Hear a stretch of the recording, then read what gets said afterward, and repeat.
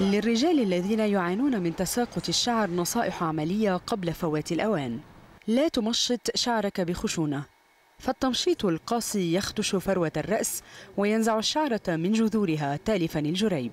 أكثر من تناول البروتين أثناء وجبة الفطور، فالشعر يتألف من مادة كيراتين التي تمنحه قوته، وتنخفض نسبة إنتاج هذه المادة كلما افتقر نظام الرجل الغذائي إلى البروتين. برأي اختصاصيي الشعر، إن جريب الشعر يحقق الاستفادة القصوى من البروتين إذا تم تناوله صباحاً. تجنب استخدام مثبتات الشعر بتركيبة تحوي على مادة بتروليوم. هناك أدلة على أن مثبت الشعر الذي يحتوي على بتروليوم أو بارافين يسد جريب الشعر ويوقف تاليا نموها، لذا لا بد من استبدال أنواع الجل هذه بمنتجات ترتكز على الماء. تعلم تقنيات وتمارين الارتخاء.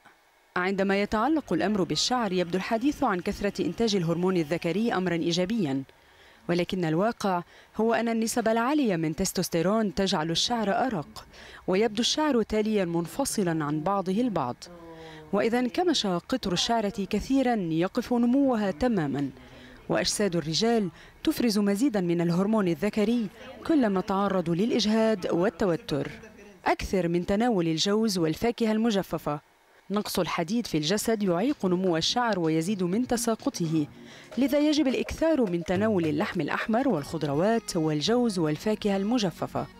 لا تكثر من صبغ شعرك، فتلوين الشعر مرارا يصيب الشعرة بالجفاف ما يسهل انكسارها. أقلع عن التدخين، فالتدخين يعيق تزويد جريب الشعرة بالدم، وهو ما يؤدي بالطبع إلى تساقط الشعر.